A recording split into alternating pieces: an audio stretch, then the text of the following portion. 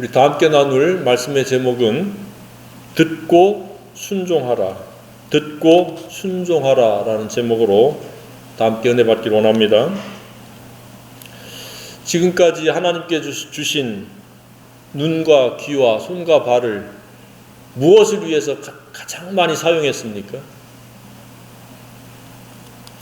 특히 이 눈은 무엇을 보는데 가장 많은 것을 할애하고 있습니까? 이 시대의 사람들은 거의 아마 스마트폰, 이 휴대폰을 보는데 그 눈이 아마 거의 다 할애되고 있지 않을까 하는 생각을 해보게 됩니다. 지하철 타면 전부 다 눈이 빠지라고 그 휴대폰 들고 있습니다. 무표정한 가운데 이것저것 자기가 원하는 취향에 맞는 것을 골라가지고 계속 보고 있습니다. 그래서 그 사람들을 보고 있는 것이 저는 굉장히 흥미롭습니다. 두리번거리면서 그 사람들을 바라보고 있습니다. 왜 그것을 볼까? 그것을 통해서 얻어지는 것이 무엇일까? 거의 대부분이 그냥 눈을 즐겁게 하는 것, 찰나적인 그러한 흥미 유발, 이런 것들이 대부분이라고 생각이 되어집니다. 왜 이 질문을 드리는가 하면은 보는 것은 그 사람의 가치관이라는 겁니다. 그 사람은 휴대폰 보는 게 그 사람의 그 시간의 가치입니다. 그리고 어쩌면 그것이 계속 누적되어서 돌아보면 휴대폰만 보다가 일생을 끝마치는 경우도 있으리라고 생각이 되어집니다. 그러니까 그러한 가치관은 애초부터 바람직한 최고의 가치관일 수는 없다는 사실입니다. 또한 귀는 주로 무엇을 듣습니까? 눈과 귀는 주로 함께 작용을 하죠. 보는 것, 듣는 것 함께 이루어집니다. 그래서 전도서에 뭐라고 말씀하고 있습니까? 눈은 보아도 족함이 없고, 눈부터 시작합니다. 귀는 들어도 차지 아니하는도다. 만물이 다 모든 강들이 바다를 향해서 흘러가지만 바다를 채울 수 없는 것처럼 보는 것, 듣는 것, 하고 싶은 거 하는 것, 갖고 싶은 거 갖는 것, 원하는 것, 펼치는 것, 이 모든 것들이 헛되니 모든 것이 헛되도다. 5번을 반복하고 있습니다. 그러니까 사람들이 하는 거의 대부분들이 헛되다. 진정한 가치와 의미를 부여할 수 있는 것이 아니다 라고 하는 것을 우리가 깨달을 필요가 있습니다. 그래서 우리는 보는 것, 듣는 것을 대단히 중요하게 생각을 해야 됩니다. 무엇에 우리의 시선이 꽂혀야 되는가? 우리의 귀가 열려야 하는가? 우리가 잘 알고 있는 대표적인 사례가 있죠. 맹모 삼천지교라고. 맹자가 묘지 근처에 사니까 매일 그 장례 치르는 흉내를 내는 거예요. 어허 하면서. 그래서 안 되겠다 싶어서 또 이 시장 근처로 이사했더니 이번에는 물건을 파는 흉내를 내는 거예요. 그래서 그 엄마가 결심을 하고 3번째 옮긴 것이 글방 근처로 옮겼더니 공부하는 것을 흉내내서 공부를 했다라는 이야기가 있습니다. 이처럼 사람은 자기가 좋아하는 것을 보기도 하지만 보는 것에 따라서 영향을 받는 존재라는 사실입니다. 그래서 내가 무엇을 보고 어떤 사람들과 관계를 맺고 있느냐에 따라서 고스란히 우리가 영향을 받습니다. 또 반면에 또 우리도 누군가에게 좋은 영향이 됐든 나쁜 영향이 됐든 영향을 끼친다는 사실입니다. 그래서 사람들이 사는 장소와 환경을 굉장히 중요시합니다. 그래서 생긴 말이 무엇이 있습니까? 학습권. 자녀들 교육을 생각해서 학습권. 서울의 모처들 무슨 동 열거되고 있죠. 교통권, 조망권, 숲세권, 요즘은 이제 병세권, 병원 근처. 그런데 그렇게 아무리 따져도 모든 것을 환경이 사람을 충족시키고 행복하게 해줄 수 없다는 사실입니다. 가장 중요한 장소 환경은 영적 환경권이라고 저는 생각을 합니다. 내가 어떻게 주님과 더 가까이 주님이 원하는 생각체계를 가지고 주님이 원하는 삶의 행동을 할 것인가, 펼칠 것인가, 그런 것을 도전받고 영향을 받을 수 있는 그러한 환경이 가장 중요한 환경이 아니겠는가 하는 생각을 해보게 됩니다. 그러니까 어디를 이사를 간다 했을 때 내가 영적으로 이 장소가 나에게 어떠한 유익을 줄 수 있는가를 먼저 생각을 하고 고려를 해야 된다고 생각이 되어집니다. 그러나 오늘날 그렇지 않습니다. 사람들이 어떻게 사는 장소를 정합니까? 자기가 원하는, 앞서 말씀드린 대로 뭐 숲세권, 병세권, 교통권, 조망권 이런 것들과 더불어서 어떻게 하면 소득 발생이 생산적인 곳으로 갈 것인가 에 오로지 마음을 쏟습니다. 그러나 성경은 그렇게 얘기하고 있지 않습니다. 믿음은 들음에서 나기 때문에 우리가 말씀을 들을 수 있는 최적의 환경을 찾아야 됩니다. 로마서 10장 17절에 그러므로 믿음은 들음에서 나며 들음은 그리스도의 말씀으로 말미암느니라. 내가 하나님의 말씀을 주목하고 들을 수 있는 가장 최고의 환경이 어디인가? 앞으로 미래에 여러분들이 이사를 하게 되고 할 때에 그러한 내가 성경을 읽고 묵상하고 하나님 말씀을 듣고 그 말씀대로 살아갈 수 있는 최고의 환경이 어디인가를 기도하면서 인도받으면 그런 환경으로 인도받으리라고 믿습니다. 그냥 이것저것 재정적이고 경제적인 그러한 실익만을 추구하는, 그리고 이런저런 세상 사람들이 추구하는 그런 조건을 찾는 것은 그것은 부질없는 짓입니다. 하나님께서 마련해 주신 장소가 최고의 장소라고 믿고 하나님 인도함을 받아야 된다고 믿습니다. 오늘 말씀의 핵심 키워드는 무엇입니까? 들으라. 들으라. 들으라는 말은 우리가 다른 말로 하면 무엇입니까? 이 말은 꼭 명심하라. 마음에 새겨 들어라. 그런 이야기죠. 예전에는 부모님이나 멘토가 아니면 뭐 스승이 이 말은 너희들 꼭 마음에 새겨라. 명심하라. 라고 했는데 요즘은 그런 명심하라는 말이 사라진 것 같은 생각이 듭니다. 제멋대로 사는 세대가 아닌가 하는 생각도 해보게 됩니다. 그래서 오늘 들어야 될 대상은 요약하면 누굽니까? 욕심의 가치관을 가진 자들에게 들으라 그럽니다.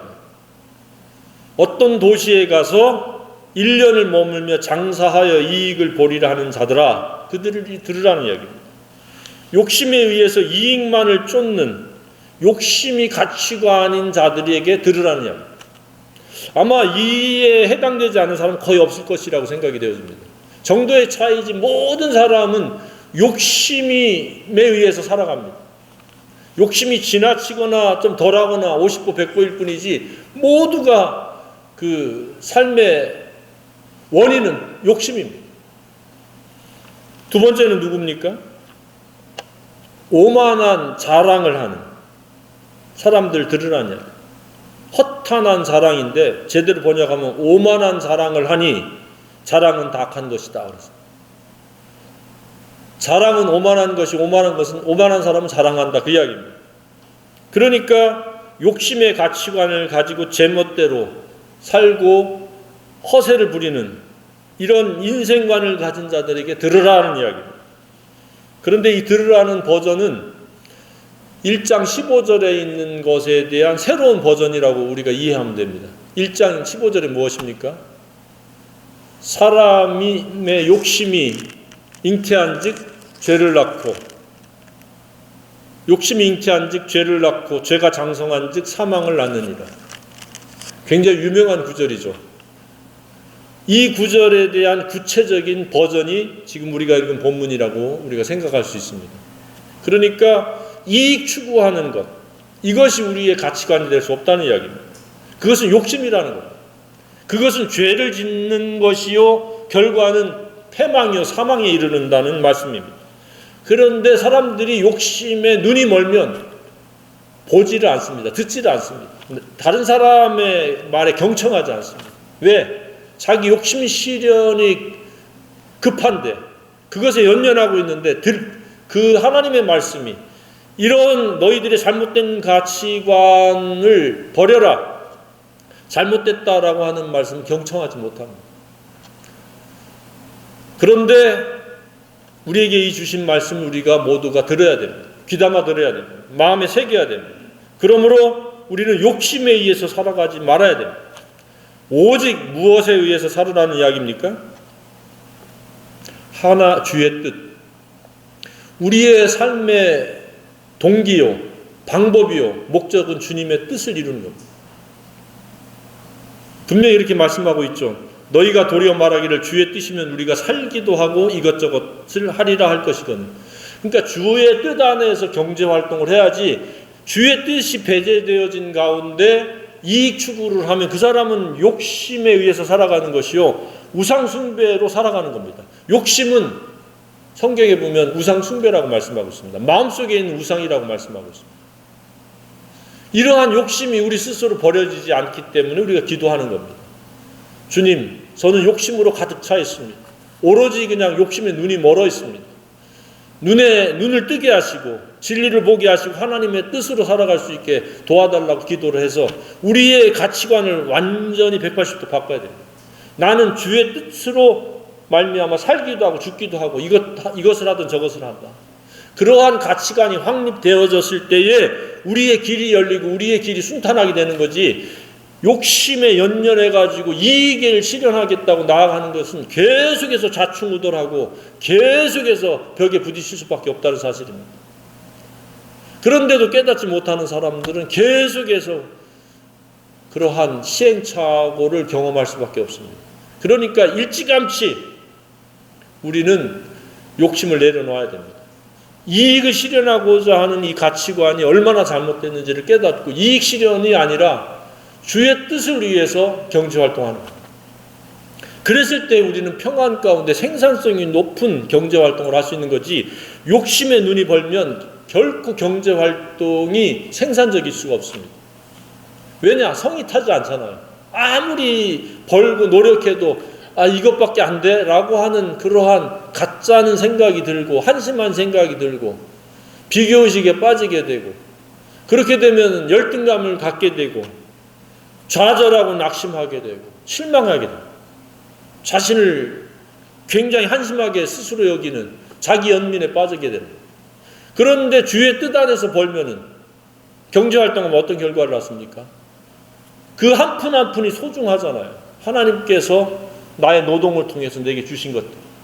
그러니까 제로 베이스에서 시작해서 내게 주어진 그것을 보고 감사하고 만족하고 자족할 수 있는, 내게 능력 주시는 자 안에서 내가 모든 것을 할 수 있다고 사도 바울이 그렇게 고백을 했는데, 그 고백이 바로 돈에 대한 고백이에요.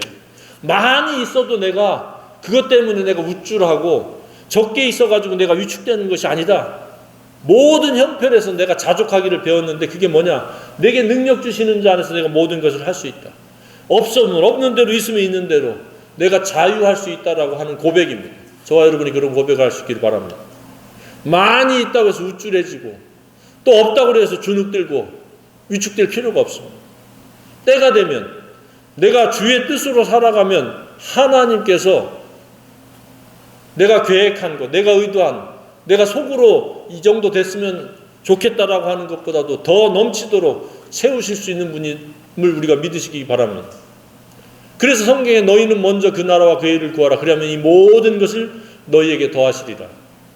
그러니까 하나님의 뜻인 하나님의 나라를 찾고 구하고 하나님 나라 확장을 위해서 내가 이런저런 모양으로 헌신하고 쓰임받으면 나머지는 하나님께서 우리의 필요한 대로 넘치도록 채우시고 공급하신다는 사실입니다. 그런 삶을 경험할 수 있기를 바랍니다. 내가 수고해서 내가 산다고 하면 우리는 계속해서 마음의 비참함을 느낄 수밖에 없습니다. 세상에 부경화를 누리는 사람들이 층층으로 끝도 없이 있지 않습니까?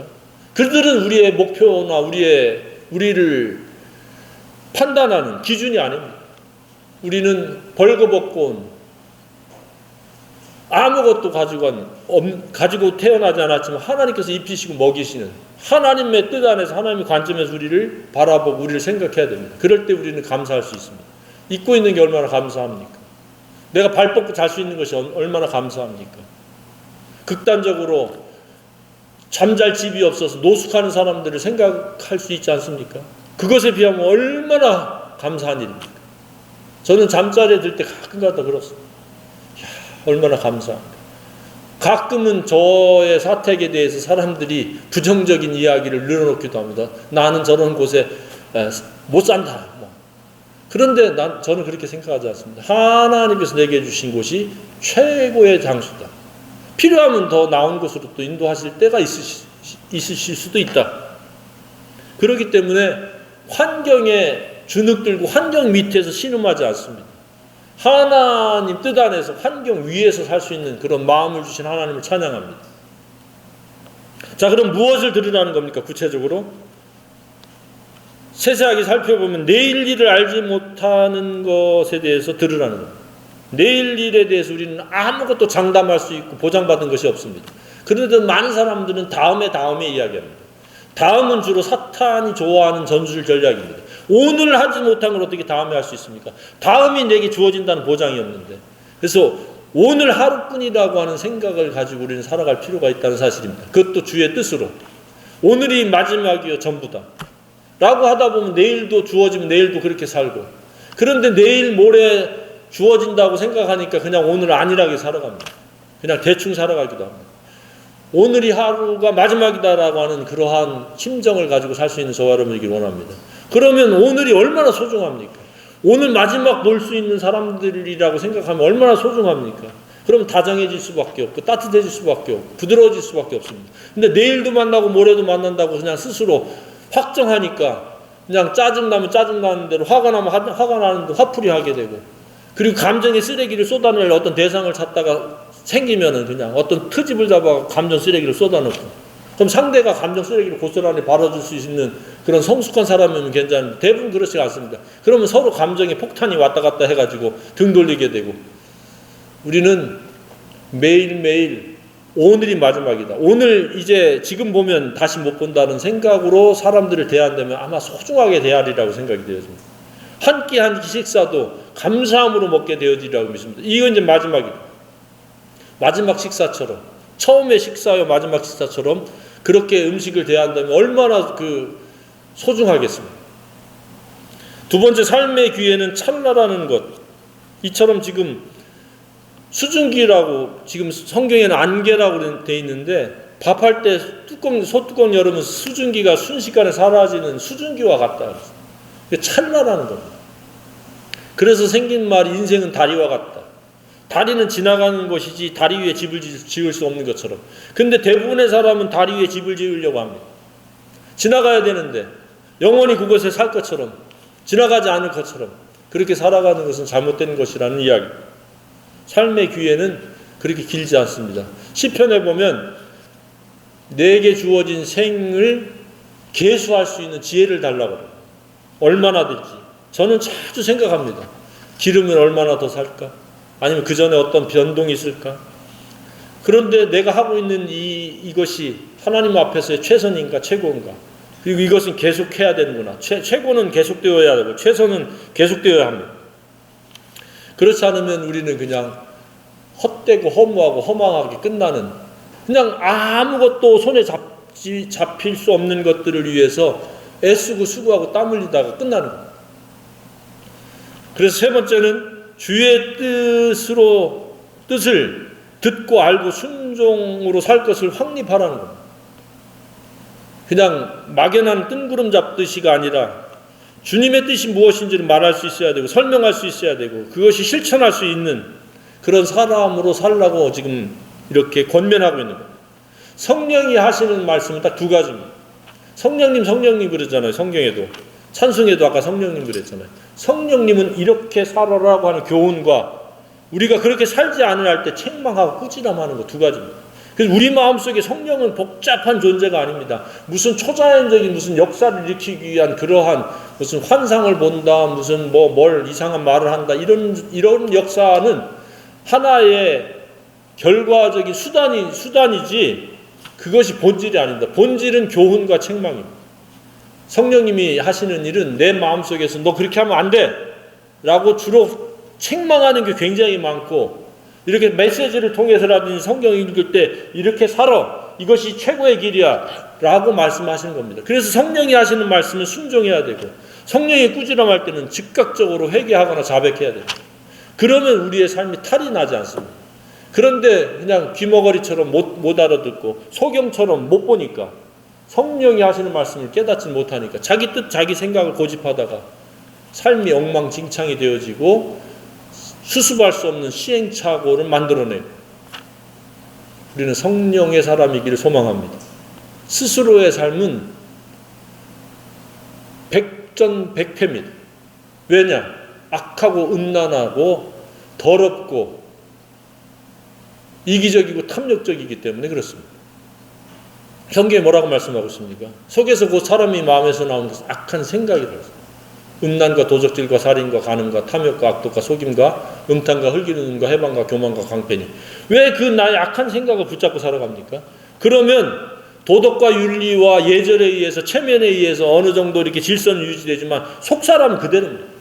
그래서 그 사람에게서 나올 수 있는 것은 긍정적인 것이 없습니다. 그래서 기도로 우리가 날마다 자기를 부인하고 자기 십자가를 져야 되고 성령님을 의지해서 살아야 된다는 이야기입니다. 그것이 바로 주의 뜻입니다. 그렇지 않으면 우리는 뭔가를 이루게 되면 오만한 자랑을 하려고 합니다. 그래서 그 오만한 자랑을 하지 말라고 지금 그 말씀을 들으라는 이야기입니다. 사람들의 대화의 대부분은 정죄 비판이거나 자기 자랑입니다. 자랑할 것은 하나님밖에 없습니다. 하나님이 나와 함께 하셨다라고 하나님을 높여야 되는데 스스로를 높이는 것은 오만하다는 이야기입니다. 하나님 앞에서. 다섯 번째는 옳은 일을 행함으로 죄를 짓지 말라는 것을 들으라는 이야기입니다. 옳은 게 뭡니까? 선을 행할 줄 알고. 선, 영어 성경에는 굿입니다. 좋은 일, 착한 일, 다른 사람에게 유익을 주는 일. 마태복음에서는 예수님이 남에게 대접하는 것, 대접하기 위해서 나는 이기적이기 때문에 내중심적으로 살기 때문에 구하고 찾고 두드리는 것이 남을 대접하기 위해서 구하고 찾고 두드리라는 겁니다. 하나님 뜻을 행하기 위해서. 왜냐하면 나는 대접받으려고 하지 대접하려고 하지 않기 때문에. 그래서 우리는 죄를 짓지 말라고 지금 말씀하고 있습니다. 여섯 번째는 부자들에게 들으라는 겁니다. 재물은 썩었고 옷은 좀 먹었고. 부자들은 옷이 굉장히 많잖아요. 연예인들 중에서 부자들은 한 번도 안 입고 지나가는 게 뭐 몇 년 동안 있을 겁니다. 요즘은 이제 환경이 좋아져가지고 뭐 좀 쓸거나 습이 안 차니까 그렇지만 옛날 같으면 좀이 쓸고 습이 차기 때문에 입을 수가 없습니다. 그러면서도 다른 사람들에게 나눠주고 베풀지 않습니다. 왜 부자가 됐습니까? 남에게 베풀고 대접하고 유익을 끼칠 수 있는 기회들을 갖지 않았기 때문에 계속 부가 축적되어진 겁니다. 그래서 그 대가를 나중에 치른다. 어떻게 치릅니까? 울부짖고 통곡을 하라. 회개해라. 부자와 나사로를 우리가 떠올리면 알지 않습니까? 나사로는 부잣집 앞에서 부스러기를 주워 먹고 살았는데 부자는 그들을 돌보지 않았습니다. 그래서 둘 다 죽었는데 하나는 불구덩이에서 얼마나 뜨겁고 고통스러운지 물 한 방울만 찍어서 자기의 혀를 서늘하게 해달라. 그러나 서로 왕래할 수가 없다고 그렇게 주님이 말씀하고 있습니다. 나사로는 주님의 품에 안겨 있습니다. 저희들은 주님의 뜻을 따라서 살아감으로 말미암아 주님 품에 안길 수 있는 저와 여러분이기를 소망합니다.